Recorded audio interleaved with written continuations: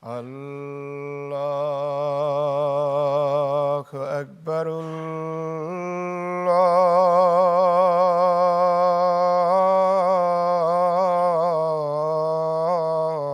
الله أكبر الله أكبر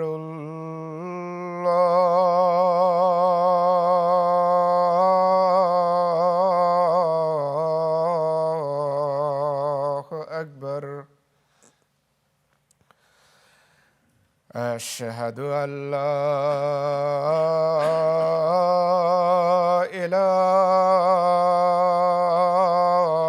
إله إلا الله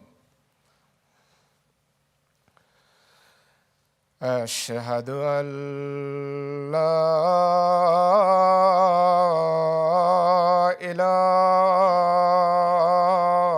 إله إلا الله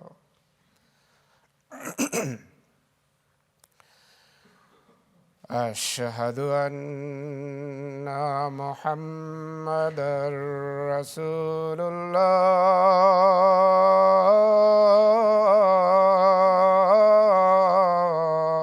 الله أشهد أن محمدًا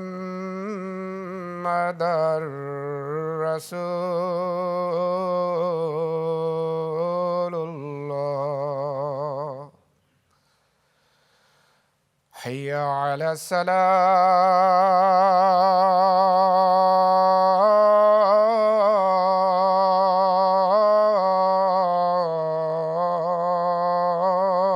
الصلاة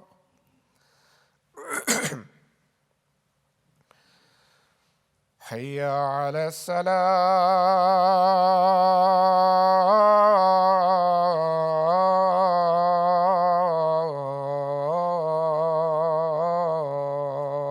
الصلاة حي على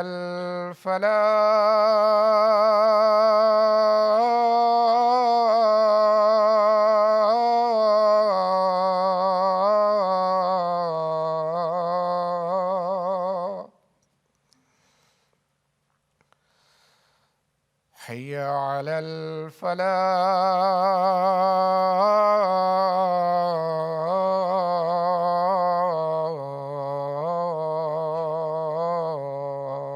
الفلاح الله أكبر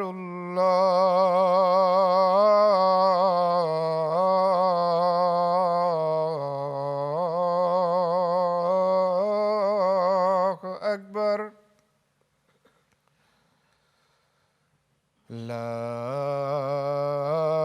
إله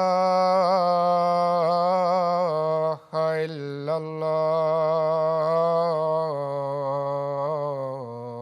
الله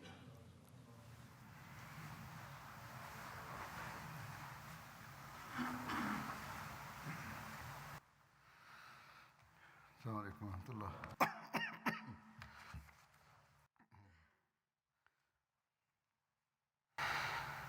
أشهد أن لا إله إلا الله وحده لا شريك له وأشهد أن محمدًا عبده ورسوله أما بعد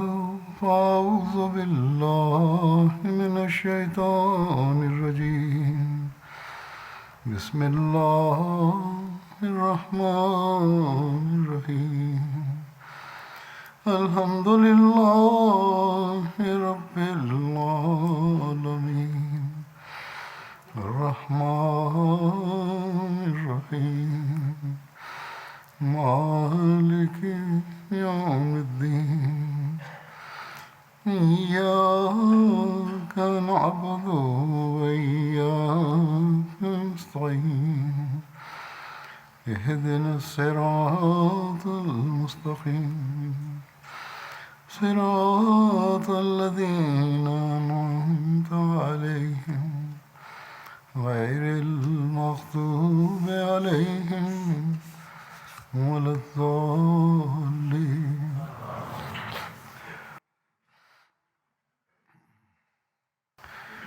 آج جن صحابی کا ذکر ہوگا ان کا نام ہے حضرت محمد بن مسلمہ انصاری.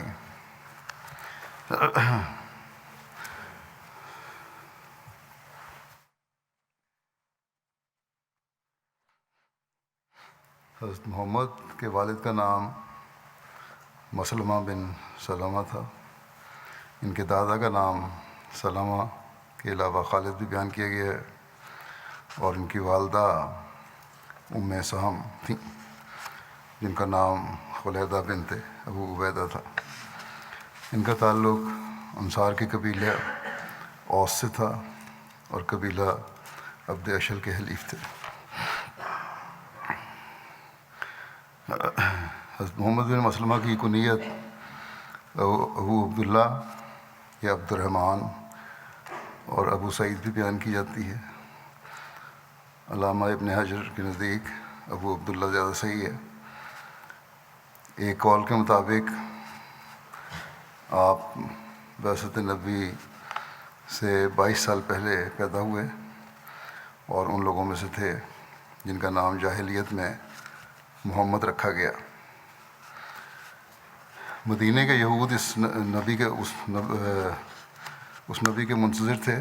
جس کی بشارت حضرت موسیٰ نے دی تھی. انہوں نے بتایا کہ اس مبعوث ہونے والے نبی کا نام محمد ہوگا. جب اہل عرب نے یہ بات سنی تو انہوں نے اپنے بچوں کے نام محمد رکھنا شروع کر دیے. سیرت النبی پر مشتمل کتب میں جن افراد کا نام زمانہ جاہلیت میں بطور تفاعل کے محمد رکھا گیا ان کی تعداد 3 سے لے کر 15 تک بیان کی گئی ہے. علامہ سہیلی جو سیرت ابن ہشام کے شارح ہیں انہوں نے 3 افراد کے اسماء لکھے ہیں جن کا نام محمد تھا. علامہ ابن اسیر نے 5 افراد کے نام لکھے ہیں جبکہ عبدالوہاب شیرانی نے ان کی تعداد 15 درج کی ہے.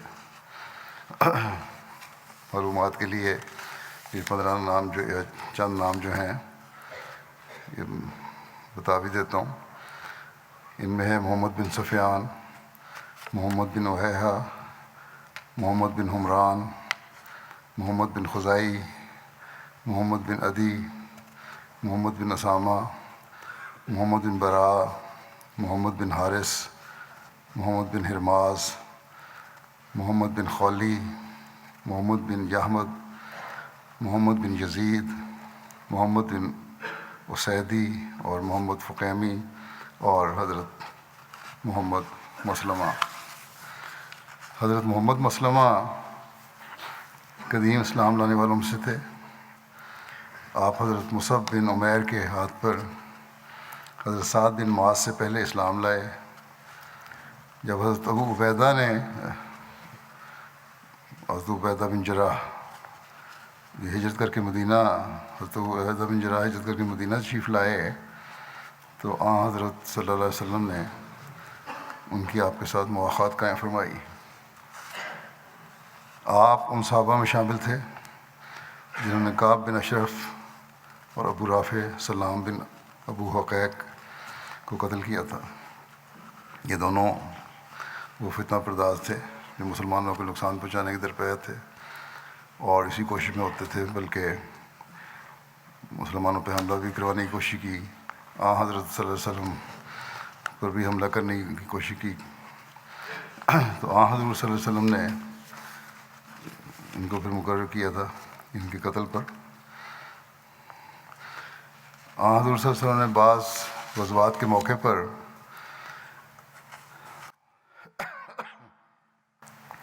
ان کو مدینہ پر نگران بھی مقرر فرمایا. حضرت محمد بن مسلمہ کے بیٹے جعفر، عبداللہ، سعد، عبد الرحمن اور عمر نبی کریم صلی اللہ علیہ وسلم کے صحابہ میں شامل شمار ہوتے ہیں۔ حضرت محمد بن مسلمہ غزوہ بدر، غزوہ احد اور اس کے بعد سوائے غزوہ تبوک کے تمام غزوات میں شریک ہوئے، کیونکہ غزوہ تبوک میں وہ نبی کریم صلی اللہ علیہ وسلم کی اجازت سے مدینہ میں ٹھہرنے کے لیے پیچھے رہ گئے تھے۔ جیسا کہ ذکر ہوا ہے کہ دو فتنہ پرداز اور اسلام کے مخالفین کے قتل میں حضرت محمد بن مسلمہ شامل تھے۔ اس کی کچھ تفصیل تو حضرت عبادہ بن بشر کے حوالے سے بیان کر چکا ہوں 1.5 سال پہلے،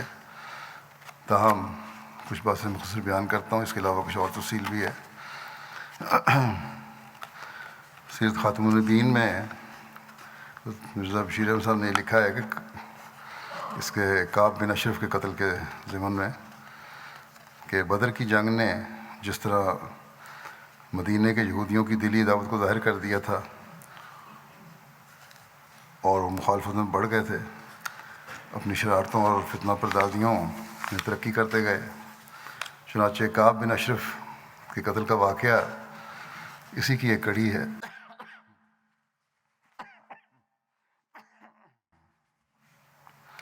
کعب گو مذہباً یہودی تھا، لیکن دراصل یہودی و نسل نہ تھا بلکہ عرب تھا۔ اس کا باپ اشرف بنو نبہان کا ایک ہوشیار اور چلتا پرزا آدمی تھا۔ مدینہ میں آ کر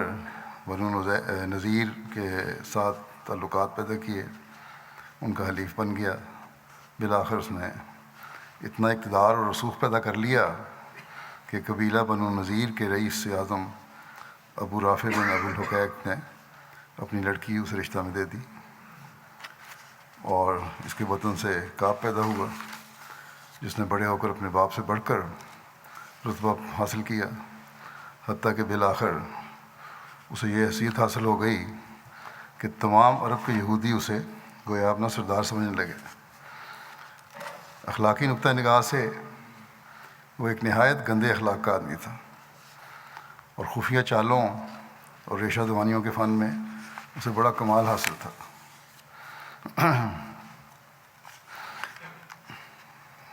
نیکی تو پاس کی بھی نہیں پھٹکی تھی اس کے،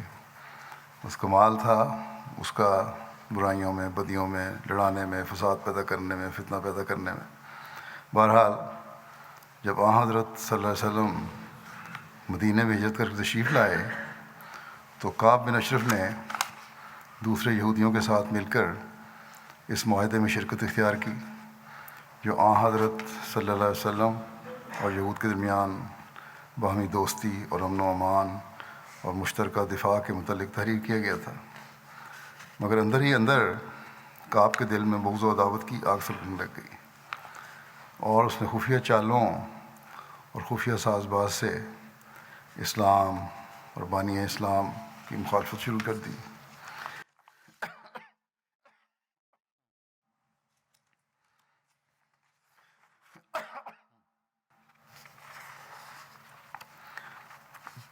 کعب کی مخالفت زیادہ خطرناک صورت اختیار کرتی گئی، بڑھتا ہی چلا گیا اپنی مخالفت و فتنہ پردازیوں میں، اور بالآخر جنگ بدر کے بعد تو اس نے ایسا رویہ اختیار کیا جو سخت مفسدانہ اور فتنہ انگیز تھا، اور جس کے نتیجے میں مسلمانوں کے لیے نہایت خطرناک حالات پیدا ہو گئے۔ جب بدر کے موقع پر مسلمانوں کو ایک غیر معمولی فتح نصیب ہوئی اور رؤسائے قریش اکثر مارے گئے، تو اس نے سمجھ لیا کہ اب یہ نیا دین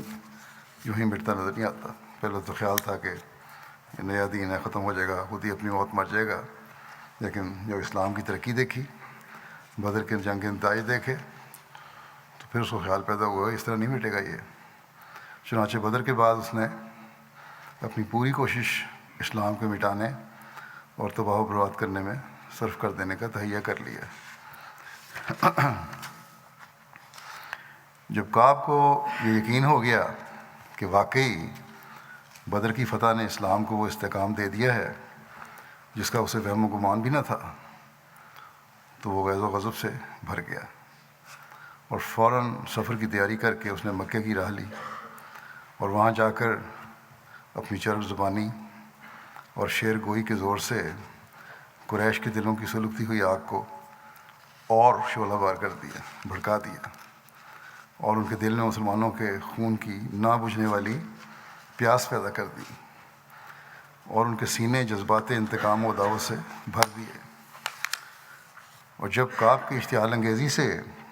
ان کے احساسات میں ایک انتہائی درجے کی بجلی پیدا ہو گئی تو اس نے ان کو خانہ کعبہ کے صحن میں لے جا کر اور کعبے کے پردے سے پردے ان کے ہاتھوں میں دے کر ان سے قسمیں لیں کہ جب تک اسلام اور بانی اسلام کو صفحہ دنیا سے ملیا میٹ نہ کر دیں گے اس وقت تک چین نہیں لیں گے۔ اس کے بعد اس بدبخت نے دوسرے عرب قبائل کا رخ کیا اور قوم بقوم پھر کر مسلمانوں کے خلاف لوگوں کو بھڑکایا، اور پھر مدینے میں واپس آ کر مسلمان خواتین پر تشبیب کہی، یعنی اپنے جوش دلانے والے اشعار میں نہایت گندے اور فحش طریق پر مسلمان خواتین کا ذکر کیا، حتیٰ کہ خاندان نبوت کی عورتوں کو بھی اپنے ان مباشرہ اشعار کا نشانہ بنانے سے دریغ نہیں کیا اور ملک میں ان اشعار کا چرچا کروایا۔ بہرحال حضرت صلی اللہ علیہ وسلم نے آخر پھر اس نے یہی کوشش بھی کی کہ حضرت صلی اللہ علیہ وسلم کے قتل کی سازش کی اور آپ کو کسی دعوت وغیرہ کے بہانے سے اپنے مکان پر بلا کر چند نوجوان یہودیوں سے آپ کو قتل کروانے کا منصوبہ باندھا، مگر خدا کے فضل سے وقت پر اطلاع ہو گئی اور اس کی سازش کامیاب نہیں ہوئی۔ جب نوبت یہاں تک پہنچ گئی اور کعب کے خلاف عہد شکنی، بغاوت، تحریک جنگ، فتنہ پردازی، فحش گوئی اور سازش قتل کے الزامات پایہ ثبوت کو پہنچ گئے تو حضرت صلی اللہ علیہ وسلم نے جو اس بین الاقوامی معاہدے کی روح سے جو آپ کے مدینہ میں تشریف لانے کے بعد اہالیان مدینہ میں ہوا تھا، اہالیان مدینہ سے ہوا تھا، مدینہ کی جمہوری سلطنت کے صدر اور حاکم اعلیٰ تھے، تو آپ نے یہ فیصلہ صادر فرمایا کہ کعب بن اشرف اپنی کارروائیوں کی وجہ سے واجب القتل ہے۔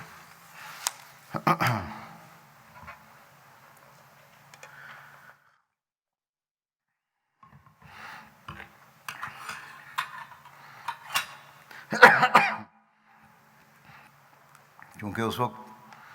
کعب کی فتنہ انگیزیوں کی وجہ سے مدینہ کی فضا ایسی ہو رہی تھی کہ اگر اس کے خلاف باضابطہ طور پر اعلان کر کے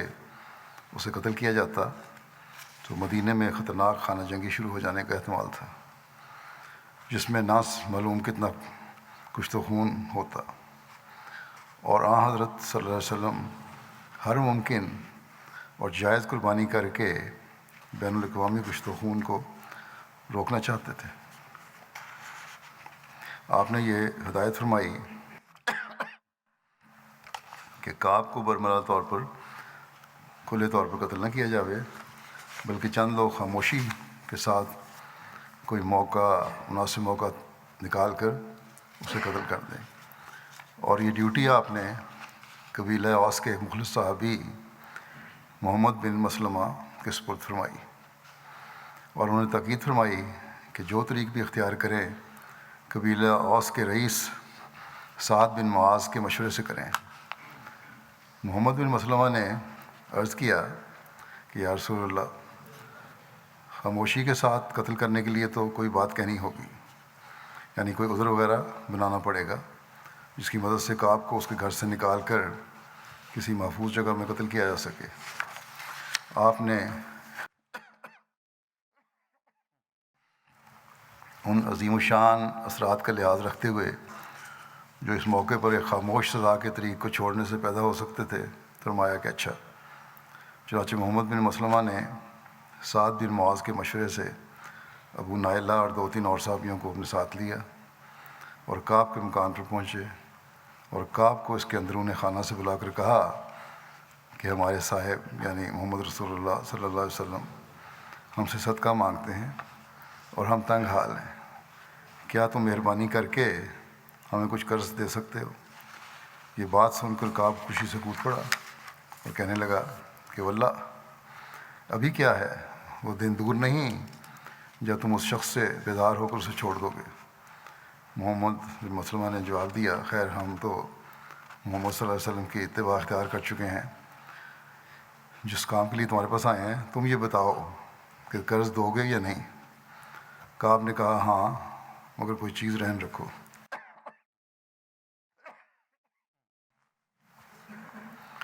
محمد نے پوچھا کیا چیز؟ اس بدبخت نے جواب دیا کہ اپنی عورتیں رہن رکھ دو۔ محمد نے غصہ کو دبا کر کہا کہ یہ کیسے ہو سکتا ہے، تمہارے جیسے آدمی کے پاس ہم اپنی عورتیں رہن رکھ دیں؟ اس نے کہا اچھا تو پھر بیٹے سے ہی۔ محمد بن مسلمہ نے جواب دیا کہ یہ بھی ناممکن ہے، ہم سارے عرب کا تان اپنے سر پر نہیں لے سکتے، البتہ اگر تم مہربانی کرو تو ہم اپنے ہتھیار رہن رکھ دیتے ہیں۔ کعب راضی ہو گیا اور محمد بن مسلمہ اور ان کے ساتھی رات کو آنے کا وعدہ دے کر واپس چلے آئے، اور جب رات ہوئی تو یہ پارٹی ہتھیار وغیرہ ساتھ لے کر کعب کے مکان پر پہنچے، کیونکہ اس وقت کھلے طور پر ہتھیار لا سکتے تھے معاہدے کے مطابق جو دینا تھا، اور اسے گھر سے نکال کر باتیں کرتے کرتے ایک طرف کو لے گئے، اور تھوڑی دیر بعد چلتے چلتے محمد بن مسلمہ یا ان کے کسی ساتھی نے کسی بہانے سے کعب کے سر پر ہاتھ ڈالا اور نہایت پھرتی کے ساتھ اس کے بالوں کو مضبوطی سے قابو کر کے اپنے ساتھیوں کو آواز دی کہ مارو۔ صحابہ نے جو پہلے سے تیار تھے، ہتھیار بند تھے، فوراً تلواریں چلا دیں اور بالآخر کعب قتل ہو کر گرا۔ محمد بن مسلمہ اور ان کے ساتھی وہاں سے رخصت ہو کر جلدی جلدی آن حضرت صلی اللہ علیہ وسلم کی خدمت میں حاضر ہو گئے اور آپ کو اس قتل کی اطلاع دی۔ جب کعب کے قتل کی خبر مشہور ہوئی تو شہر میں ایک سنسنی پھیل گئی اور یہودی لوگ سخت جوش میں آ گئے، اور دوسرے دن صبح کے وقت یہودیوں کا ایک وفد حضرت صلی اللہ علیہ وسلم کی خدمت میں حاضر ہوا اور شکایت کی کہ ہمارا سردار کعب بن اشرف اس طرح قتل کر دیا گیا ہے۔ حضرت صلی اللہ علیہ وسلم نے ان کی بات سن کر فرمایا کیا تمہیں یہ بھی معلوم ہے کہ کعب کس کس جرم کا مرتکب ہوا ہے؟ اور پھر آپ نے اجمالاً ان کو کعب کی عہد شکنی اور تحریک جنگ اور فتنہ انگیزی اور فحش گوئی اور سازش قتل وغیرہ کی کارروائیاں یاد دلائیں، جس پر یہ لوگ ڈر کر خاموش ہو گئے، مزید شور نہیں مچایا انہوں نے۔ اس کے بعد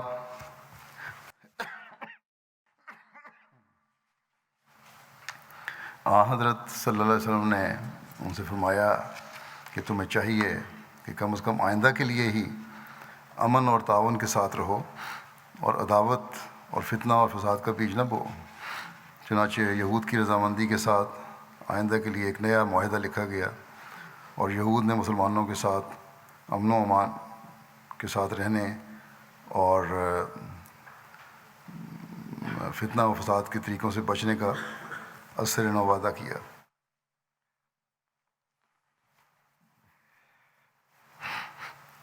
اگر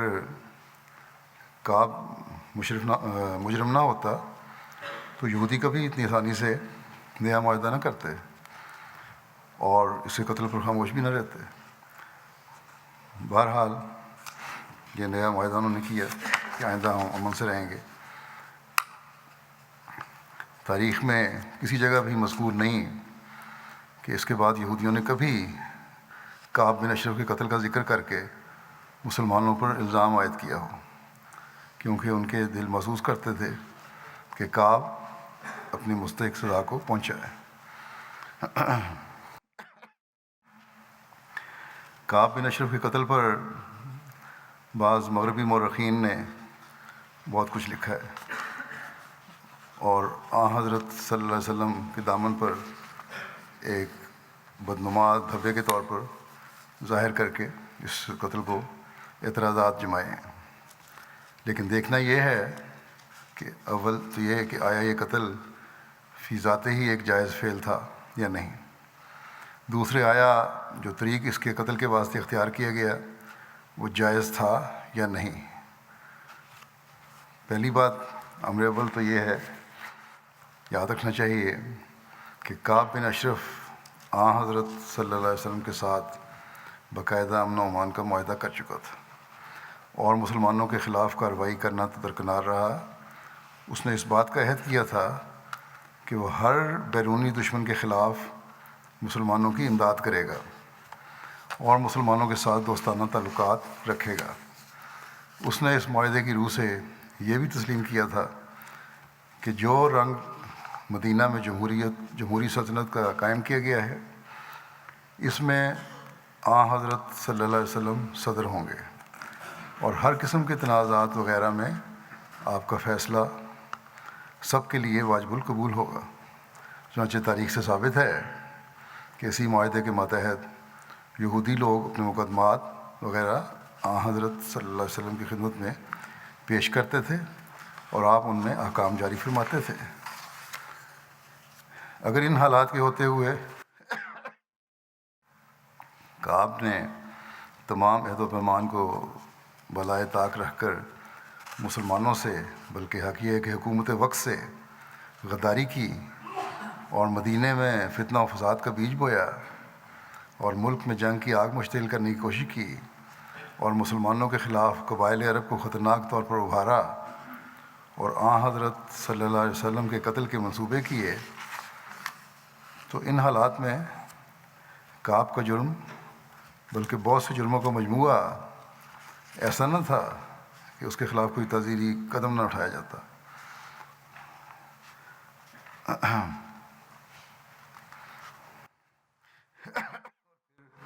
کیا یہ قتل سے کم کوئی اور سزا تھی جو جہود کی اس فتنہ پردازی کے سلسلے کو روک سکتی؟ کیا آج کل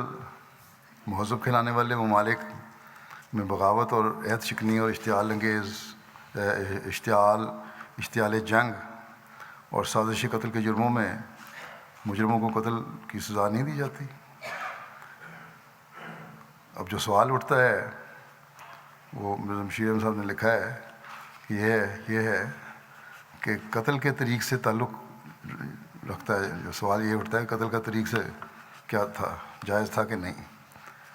یعنی سوال یہ ہے کہ قتل کا طریق سے کیسا تھا، اس سے تعلق رکھنے والا سوال ہے۔ اس کے متعلق یاد رکھنا چاہیے کہ عرب میں اس وقت کوئی باقاعدہ سلطنت نہ تھی، بلکہ ہر شخص اور ہر قبیلہ آزاد اور خود مختار تھا۔ ایسی صورت میں وہ کون سی عدالت تھی جہاں کعب کے خلاف مقدمہ دائر کر کے باقاعدہ قتل کا حکم حاصل کیا جاتا؟ کیا یہود کے پاس اس کی سازش شکایت کی جاتی، جن کا وہ سردار تھا اور جو خود مسلمانوں کے خلاف غداری کر چکے تھے اور آئے دن فتنے کھڑے کرتے رہتے تھے؟ کیا مکے کے قریش کے سامنے مقدمہ پیش کیا جاتا جو مسلمانوں کے خون کے پیاسے تھے؟ کیا قبائل سلیم و غطفان سے داد رسی چاہی جاتی جو گزشتہ چند ماہ میں 3-4 دفعہ مدینے پر چھاپہ مارنے کی تیاری کر چکے تھے؟ مرزا بشیر احمد صاحب لکھتے ہیں کہ پھر سوچو کہ مسلمانوں کے لیے سوائے اس کے وہ کون سا راستہ کھلا تھا کہ جب ایک شخص کی اشتعال انگیزی اور تحریک جنگ اور فتنہ پردازی اور سازشی قتل کی وجہ سے اس کی زندگی کو اپنے لیے اور ملک کے امن کے لیے خطرناک پاتے تو خود حفاظتی کے خیال سے موقع پا کر اسے خود قتل کر دیتے، کیونکہ یہ بہت بہتر ہے کہ ایک شریر اور مفسد آدمی قتل ہو جائے بجائے اس کے کہ بہت سے پرامن شہریوں کی جان خطرے میں پڑے اور ملک کا امن برباد ہو۔ یہ بات بھی یاد رکھنی چاہیے کہ اس معاہدے کی روح سے جو ہجرت کے بعد مسلمانوں اور یہود کے درمیان ہوا تھا، حضرت صلی اللہ علیہ وسلم کو ایک معمولی شہری کی حیثیت حاصل نہ تھی، بلکہ آپ اس جمہوری سلطنت کے صدر قرار پائے تھے جو مدینہ میں قائم ہوئی تھی اور آپ کو یہ اختیار دیا گیا تھا کہ جملہ تنازعات اور امور سیاسی میں جو فیصلہ مناسب خیال کریں صادر فرمائیں. بس آپ نے ملک کے امن کے مفاد میں کعب کی فتنہ پردازی کی وجہ سے اسے واجب القتل قرار دیا. بس اس فیصلہ قتل پر کوئی اعتراض کی گنجائش نہیں ہے. پھر تاریخ سے بھی ثابت ہے کہ خود یہود نے کعب کی اس سزا کو اس کے جرموں کی روشنی میں واجبی سمجھ کر خاموشی اختیار کی اور اس پر اعتراض نہیں کیا. اور اگر یہ اعتراض کیا جاوے کہ ایسا کیوں نہیں کیا گیا کہ قتل کا حکم دینے سے پہلے یہود کو بلا کر ان کو کعب کے یہ جرم سنائے جاتے اور حجت پوری کرنے کے بعد اس کے قتل کا باقاعدہ اور برملا طور پر حکم دیا جاتا، تو اس کا جواب یہ ہے کہ اس وقت حالات ایسے نازک ہو رہے تھے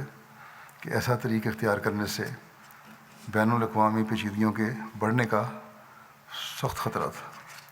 اور کوئی تعجب نہ تھا کہ مدینے میں خطرناک سلسلہ کشت و خون اور خانہ جنگی کا شروع ہو جاتا. بس ان کاموں کی طرح جو جلد اور خاموشی کے ساتھ ہی کر گزرنے سے فائدہ مند ہوتے ہیں، حضرت صلی اللہ علیہ وسلم نے امن عامہ کے خیال سے یہی مناسب سمجھا کہ خاموشی کے ساتھ کعب کی سزا کا حکم جاری کر دیا جائے، مگر اس میں قطعاً کسی قسم کے دھوکے کا دخل نہ تھا، اور نہ حضرت صلی اللہ علیہ وسلم کو یہ منشا تھا کہ یہ سزا ہمیشہ کے لیے وسیع راز رہے، کیونکہ جو ہی یہود کا وفد دوسرے دن صبح آپ کی خدمت میں حاضر ہوا، آپ صلی اللہ علیہ وسلم نے فوراً بلا توقف انہیں ساری سرگزشت سنا دی، اور اس فعل کی پوری ذمہ داری اپنے اوپر لے کر یہ ثابت کر دیا کہ اس میں کوئی دھوکے وغیرہ کا سوال نہیں ہے، اور یہودیوں کو یہ بات واضح طور پر بتا دی کہ فلاں خطرناک جرموں کی بنا پر کعب کے متعلق یہ سزا تجویز کی گئی تھی جو میرے حکم سے جاری کی گئی ہے. باقی رہا یہ اعتراض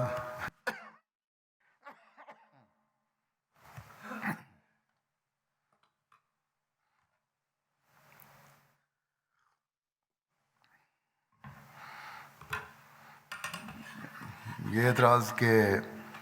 اس موقع پر حضرت صلی اللہ علیہ وسلم نے اپنے اصحاب کو جھوٹ اور فریب کی اجازت دی، سو یہ بالکل غلط ہے، اور صحیح روایت اس کی مکذب ہے. حضرت صلی اللہ علیہ وسلم نے قطعاً جھوٹ اور غلط بیانی کی اجازت نہیں دی، بلکہ بخاری کی روایت کے بموجب جب محمد بن مسلمہ نے آپ سے دریافت کیا کہ کعب کو خاموشی کے ساتھ قتل کرنے کے لیے تو کوئی بات کہنی پڑے گی، تو آپ نے ان عظیم الشان فوائد کو محفوظ رکھتے ہوئے جو خاموش سزا کے محرک تھے، جواب میں صرف اس قدر فرمایا کہ ہاں، اور اس سے زیادہ اس موقع پر آپ کی طرف سے یا محمد بن مسلمہ کی طرف سے قطعاً کوئی تشریح یا توضیح نہیں ہوئی. حضرت صلی اللہ علیہ وسلم کا صرف یہ مطلب تھا کہ محمد بن مسلمہ اور ان کے ساتھی جو کعب کے مکان پر جا کر اسے باہر نکال کر لائیں گے، تو اس موقع پر انہیں لازماً کوئی ایسی بات کہنی ہوگی جس کے نتیجے میں کعب رضامندی اور خاموشی کے ساتھ گھر سے نکل کر ان کے ساتھ آ جاوے، اور اس میں ہرگز کوئی بات نہیں ہے. آخر جنگ کے دوران میں جاسوس وغیرہ جو اپنے فرائض ادا کرتے ہیں تو ان کو بھی اسی قسم کی باتیں کہنی پڑتی ہیں جس پر کبھی کسی عقل مند کو اعتراض نہیں ہوا. بس حضرت صلی اللہ علیہ وسلم کا دامن تو بہرحال پاک ہے. باقی رہا محمد بن مسلمہ وغیرہ کا معاملہ، جنہوں نے وہاں جا کر عملاً اس قسم کی باتیں کی، سو ان کی گفتگو میں بھی در حقیقت کوئی بات خلاف اخلاق نہیں. انہوں نے حقیقتاً کوئی غلط بیانی نہیں کی، البتہ اپنے مشن کی غرض و غایت کو مد نظر رکھتے ہوئے کچھ ذو معنیین الفاظ ضرور استعمال کیے، مختلف معنی نکلنے والے استعمال کیے، مگر ان کے بغیر چارہ نہیں تھا. اور حالات جنگ میں ایک اچھی اور نیک غرض کے لیے کہ متعدد سادہ اور صاف گوئی کے طریق سے اس قدر خفی انحراف ہرگز کسی عقل مند دیانتدار شخص کے نزدیک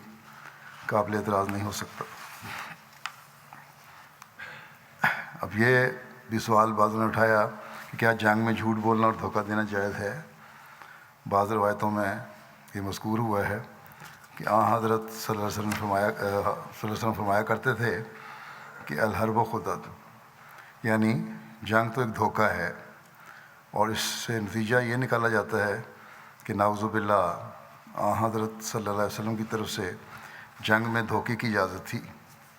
حالانکہ اول تو الحرب خدا کے یہ معنی نہیں ہیں کہ جنگ میں دھوکہ کرنا جائز ہے، بلکہ اس کے معنی صرف یہ ہیں کہ جنگ خود ایک دھوکہ ہے، یعنی جنگ کے نتیجے کے متعلق کچھ نہیں کہا جا سکتا کہ کیا ہوگا، یعنی جنگ کے نتیجے پر اتنی مختلف باتیں اثر ڈالتی ہیں کہ خواہ کیسے ہی حالات ہوں نہیں کہا جا سکتا کہ نتیجہ کیا ہوگا۔ اور ان معنوں کی تصدیق اس بات سے ہوتی ہے کہ یہ حدیث میں یہ روایت دو طرح سے مروی ہے۔ ایک روایت میں یہ الفاظ ہیں کہ حضرت صلی اللہ علیہ وسلم نے فرمایا کہ الحرب خدا، یعنی جنگ ایک دھوکہ ہے، اور دوسری روایت میں یہ ہے کہ سم الحرب خدا، یعنی حضرت صلی اللہ علیہ وسلم نے جنگ کا نام دھوکہ رکھا تھا، سم الحرب خدا۔ اور دونوں کے ملانے سے یہ نتیجہ نکلتا ہے کہ آپ کا منشا نہیں تھا کہ جنگ میں دھوکہ کرنا جائز ہے، بلکہ یہ تھا کہ جنگ خود ایک دھوکہ دینے والی چیز ہے۔ لیکن اگر ضرور اس کے یہی معنی کیے جائیں کہ جنگ میں دھوکہ جائز ہے، تو پھر بھی یقیناً اس جگہ دھوکے سے جنگی تدبیر اور ہیلا مراد ہے، جھوٹ اور فریب ہرگز مراد نہیں ہے، کیونکہ اس جگہ خدا کے معنی داؤ پیش اور تدبیر جنگ کے ہیں، جھوٹ اور فریب کے نہیں ہیں۔ بس مطلب یہ ہے کہ جنگ میں اپنے دشمن کو کسی ہیلے اور تدبیر سے غافل کر کے قابو میں لے آنا یا مغلوب کر لینا منع نہیں ہے۔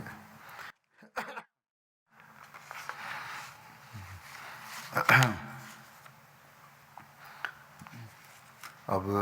داؤ پیش کی بھی مختلف صورتیں ہو سکتی ہیں، مثلا صحیح روایات سے ثابت ہے کہ حضرت صلی اللہ علیہ وسلم جب کسی مہم میں نکلتے تو عموماً اپنا منزل مقصود ظاہر نہیں فرماتے تھے، اور بعض اوقات ایسا بھی کرتے تھے کہ جانا تو جنوب کی طرف ہوتا تھا، مگر شروع میں شمال کی طرف رخ کر کے روانہ ہو جاتے تھے، اور پھر چکر کاٹ کر جنوب کی طرف گھوم جاتے تھے۔ یا کبھی کوئی شخص پوچھتا تھا کہ کدھر سے آئے ہو، تو بجائے مدینہ کا نام لینے کے قریب یا دور کے پڑاؤ کا نام لے دیتے تھے، یا اسی قسم کی کوئی اور جائز جنگی تدبیر اختیار فرماتے تھے، یا جیسا کہ قرآن شریف میں اشارہ کیا گیا ہے کہ صحابہ بعض اوقات ایسا کرتے تھے کہ دشمن کو غافل کرنے کے لیے میدان جنگ سے پیچھے ہٹنا شروع کر دیتے تھے، اور جب دشمن غافل ہو جاتا تھا اور اس کی صفوں میں ابتری پیدا ہو جاتی تھی تو پھر اچانک حملہ کر دیتے تھے۔ اور یہ ساری صورتیں اس خدعتن کی ہیں جسے حالات جنگ میں جائز قرار دیا گیا ہے، اور اب بھی جائز سمجھا جاتا ہے۔ لیکن یہ کہ جھوٹ اور غداری وغیرہ سے کام لیا جاوے، اس سے اسلام نہایت سختی کے ساتھ منع کرتا ہے۔ چنانچہ حضرت صلی اللہ علیہ وسلم عموماً فرمایا کرتے تھے کہ اسلام میں خدا کے ساتھ شرک کرنے اور والدین کے حقوق تلف کرنے کے بعد تیسرے نمبر پر جھوٹ بولنے کا گناہ سب سے بڑا ہے۔ نیز فرماتے تھے کہ ایمان اور بزدلی ایک جگہ جمع نہیں ہو سکتے، ایمان اور بزدلی ایک جگہ جمع ہو سکتے ہیں، مگر ایمان اور جھوٹ کبھی ایک جگہ جمع نہیں ہو سکتے۔ اور دھوکے اور غداری کے متعلق فرماتے تھے کہ جو شخص غداری کرتا ہے وہ قیامت کے دن خدا کے سخت عذاب کے نیچے ہوگا۔ اگر جنگ میں جس قسم کے خدعتن کی اجازت دی گئی ہے وہ حقیقی دھوکہ یا جھوٹ نہیں ہے، بلکہ اس سے وہ جنگی تدابیر مراد ہیں جو جنگ میں دشمن کو غافل کرنے یا اسے مغلوب کرنے کے لیے اختیار کی جاتی ہیں، اور جو بعض صورتوں میں ظاہری طور پر جھوٹ اور دھوکے کے مشابہ تو سمجھی جا سکتی ہیں، مگر وہ حقیقتاً جھوٹ نہیں ہوتی۔ چنانچہ مدرسہ ذیل حدیث حضور شمشیر سے لکھتے ہیں کہ ہمارے خیال میں اس کی مصدق ہے، اور وہ حدیث یہ ہے کہ کلثوم بنت عقبہ روایت کرتی ہیں کہ میں نے رسول اللہ صلی اللہ علیہ وسلم کو صرف 3 موقعوں کے لیے ایسی باتوں کی اجازت دیتے سنا جو حقیقتاً تو جھوٹ نہیں ہوتی، مگر عام لوگ انہیں غلطی سے جھوٹ سمجھ سکتے ہیں۔ پہلی یہ کہ جنگ، دوم یہ کہ لڑے ہوئے لوگوں کے درمیان صلح کرانے کا موقع، اور سوم جبکہ مرد اپنی عورت سے یا عورت اپنے مرد سے کوئی ایسی بات کرے جس میں ایک دوسرے کو راضی اور خوشی کرنا مقصود ہو۔ نیت نیک ہونی چاہیے ہر صورت میں، یا نیک مقاصد حاصل ہونے چاہیے۔ یہ حدیث اس بات میں کسی شبے کی گنجائش نہیں چھوڑتی کہ جس قسم کے خدا تو ان کی جنگ میں اجازت دی گئی ہے، جھوٹ اور دھوکہ مراد نہیں ہے، بلکہ وہ باتیں مراد ہیں جو بعض اوقات جنگی تدابیر کے طور پر اختیار کرنا ضروری ہوتی ہیں، اور جو ہر قوم اور ہر مذہب میں جائز سمجھی گئی ہیں۔ کعب بن اشرف کا واقعہ ذکر کرنے کے بعد ابن ہشام نے یہ روایت نقل کی ہے کہ کعب کے قتل کے بعد حضرت صلی اللہ علیہ وسلم نے صحابہ سے ارشاد فرمایا تھا کہ اب جس یہودی پر تم قابو پاؤ اسے قتل کر دو۔ چنانچہ ایک صحابی مہیسہ نامی نے ایک یہودی پر حملہ کر کے اسے قتل کر دیا تھا، اور یہی روایت ابو داؤد نے نقل کی ہے، اور دونوں روایتوں کا منبع ابن اسحاق ہے۔ مذہب شیخ صاحب لکھتے ہیں کہ علم روایت کی روح سے یہ روایت کمزور اور ناقابل اعتماد ہے۔ یہ بالکل نہیں کہا حضرت صلی اللہ علیہ وسلم نے، کیونکہ ابن ہشام نے تو اسے بغیر کسی قسم کی سند کے لکھا ہے، کوئی سند ہے ہی نہیں، اور ابو داؤد نے جو سند دی ہے وہ کمزور اور ناقص ہے۔ اس سند میں ابن اسحاق یہ بیان کرتے ہیں کہ میں نے یہ واقعہ زین بن ثابت کے ایک آزاد کردہ غلام سے سنا تھا، اور اس نامعلوم الاسم غلام نے پتہ نہیں کون ہے، اس کا نام نون بھی نہیں ہے، مہیسہ کی ایک نامعلوم الاسم لڑکی سے سنا، وہ بھی ایک لڑکی کی دے رہا جس کا نام کو پتہ ہی نہیں، روایتوں میں کہیں نہیں پتہ لگتا کون ہے، اور اس لڑکی نے اپنے باپ سے سنا تھا۔ اب ہر شخص سمجھ سکتا ہے کہ اس قسم کی روایت جس کے 2 راوی بالکل نامعلوم الاسم ہوں، جن کا پتہ ہی نہ ہو ناموں کا بھی، اور مجہول الحال ہوں، ہرگز قابل قبول نہیں ہو سکتی، اور درایت کے لحاظ سے بھی غور کیا جاوے تو یہ قصہ درست ثابت نہیں ہوتا، کیونکہ حضرت صلی اللہ علیہ وسلم کا عام طریق عمل اس بات کو قطعی طور پر جھٹلاتا ہے کہ آپ نے اس قسم کے عام حکم دیا ہو۔ علاوہ ازیں اگر کوئی عام حکم ہوتا تو یقیناً اس کے نتیجے میں کئی قتل واقع ہو جاتے، مگر روایت میں صرف ایک قتل کا ذکر ہے، جو اس بات کا ثبوت ہے کہ کوئی عام حکم نہیں تھا۔ اور پھر جب صحیح روایت سے یہ ثابت ہے کہ دوسرے دن ہی یہود کے ساتھ نیا معاہدہ ہو گیا تھا، تو اس صورت میں یہ ہرگز قبول نہیں کیا جا سکتا کہ اس معاہدے کے ہوتے ہوئے اس قسم کا حکم دیا گیا، اور اگر اس قسم کا کوئی واقعہ ہوتا تو یہودی لوگ اس کے متعلق ضرور واویلا کرتے، شور مچاتے، مگر کسی تاریخی روایت سے ظاہر نہیں ہوتا کہ یہود کی طرف سے کبھی کوئی اس قسم کی شکایت کی گئی ہو۔ بس روایت اور درایت دونوں طرح سے یہ قصہ غلط ثابت ہوتا ہے، اور اگر اس میں کچھ حقیقت سمجھی جا سکتی ہے تو صرف اس قدر کہ جب کعب بن اشرف کے قتل کے بعد مدینہ میں ایک شور پیدا ہوا اور یہودی لوگ جوش میں آ گئے، تو اس وقت حضرت صلی اللہ علیہ وسلم نے یہودیوں کی طرف سے خطرہ محسوس کر کے صحابہ سے یہ فرمایا ہوگا، یہ امکان ہے، کوئی بات قطعی ثبوت اس کا بھی نہیں ہے، کہ جس یہودی کی طرف سے تمہیں خطرہ ہو اور تم پر حملہ کرے تم اسے دفاع میں قتل کر سکتے ہو، مگر معلوم ہوتا ہے کہ یہ حالت صرف چند گھنٹے رہی۔ اگر یہ امکان لیا بھی جائے تو وہ امکان صرف چند گھنٹے تھا، کیونکہ اس کے بعد تو معاہدہ ہو گیا تھا، کیونکہ دوسرے دن ہی یہود کے ساتھ عصر نو معاہدہ ہو کر امن و امان کی صورت پیدا ہو گئی تھی۔ پھر آپ لکھتے ہیں کہ کعب بن اشرف کے قتل کی تاریخ کے متعلق کسی قدر اختلاف ہے۔ ابن سعد نے اسے ربیع الاول 3 ہجری میں بیان کیا ہے، لیکن ابن ہشام نے اسے سریہ زید بن حارثہ کے بعد رکھا ہے، جو مسلم طور پر جمادی الاخرہ میں واقع ہوا ہے۔ آپ لکھتے ہیں کہ میں نے اس جگہ ابن ہشام کی ترتیب ملوث رکھی ہے۔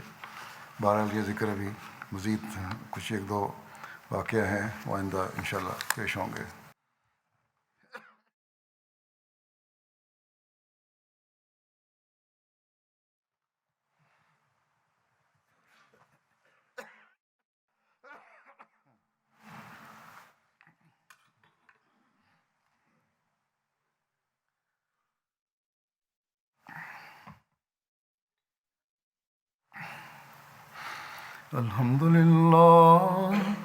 الحمد لله نحمده ونستعينه ونستغفره ونؤمن به ونتوكل عليه ونعوذ بالله من شرور أنفسنا ومن سيئات أعمالنا من يهده الله فلا مضل له ومن يضلل فلا هادي له ونشهد أن لا إله إلا الله ونشهد أن محمدا عبده ورسوله عباد الله رحمكم الله إن الله يأمر بالعدل والإحسان وإيتاء ذي القربى وينهى عن الفحشاء والمنكر والبغي يعظكم لعلكم تذكرون اذكروا الله يذكركم وادعوه يستجب لكم ولذكر الله أكبر